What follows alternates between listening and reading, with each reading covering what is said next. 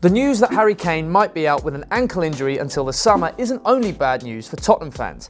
The club might be in the midst of a battle for Champions League qualification, but there are bigger fish to fry. And besides, who cares about Tottenham anyway?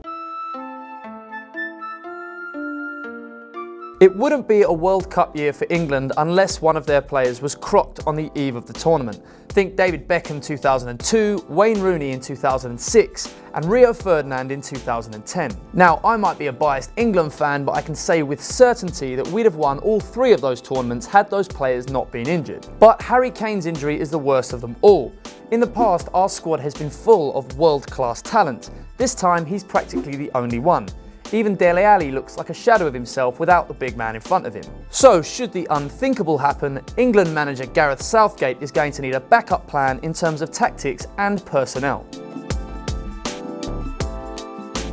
Harry Kane is a strange type of footballer. He's not the biggest or the quickest, but he's a great all-rounder, capable of both running in behind defences and playing with his back to goal.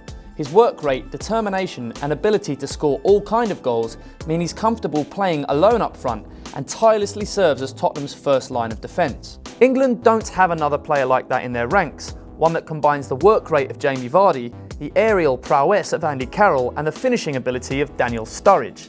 If they can't replicate that with one player, they should play with two players up front.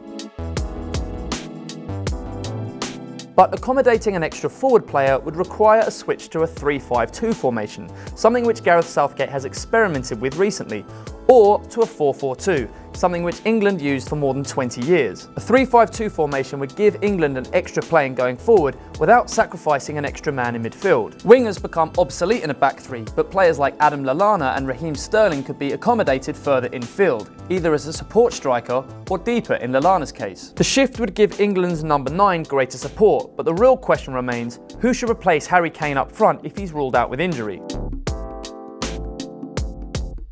Jamie Vardy is the most likely candidate. The Leicester City striker's rise from lower league obscurity to one of the Premier League's deadliest finishers is one of football's greatest rags to riches tales.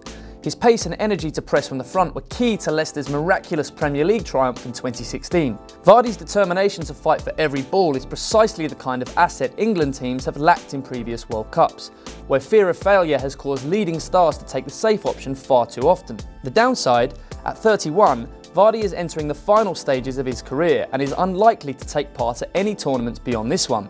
Southgate is a fan of giving young players a chance to impress and could have one eye on the future when he picks his starting 11 to face Tunisia on June 7th. Daniel Sturridge is another candidate. The Liverpool striker moved to West Brom in January in order to boost his World Cup chances by getting more game time. The problem is, surprise surprise, he's barely played since the minute he got there.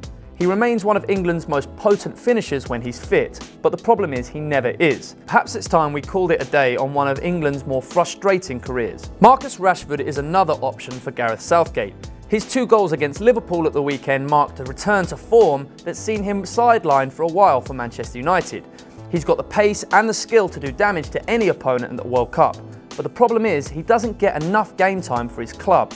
Whether or not he gets the start in Russia will depend on whether he gets minutes for Manchester United between now and the end of the season. Dele Alli might be a slightly strange choice, but if it's good enough for Mauricio Pochettino, it's good enough for us. The Tottenham boss chose to deploy Alli as a false 9 after Kane was injured against Bournemouth at the weekend, leaving his only other classic centre-forward, Fernando Llorente, on the bench. The plan worked, as Alli equalised and Spurs came from behind to win. Alli has the energy and eye for goal to lead the line, but he's not a natural in this position and his skills are better deployed in a deeper role, where he's able to link the midfield and attack.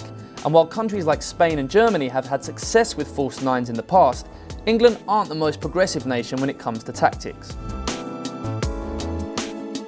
To summarise, Jamie Vardy's work rate and finishing ability should see him start when England take on Tunisia. Raheem Sterling's performances for Manchester City this season should see him start just off the Leicester man in an advanced playmaker role, with Dele Alli dropping deeper. But England's real test will come against the sides that sit deep and absorb the pressure. Without Kane's ability in the air and physicality, Gareth Southgate is going to need his supporting cast to be at the top of their game. Maybe Southgate's best plan of action is to get on his knees and pray for a swift recovery. Spurs fans would thank him for it too.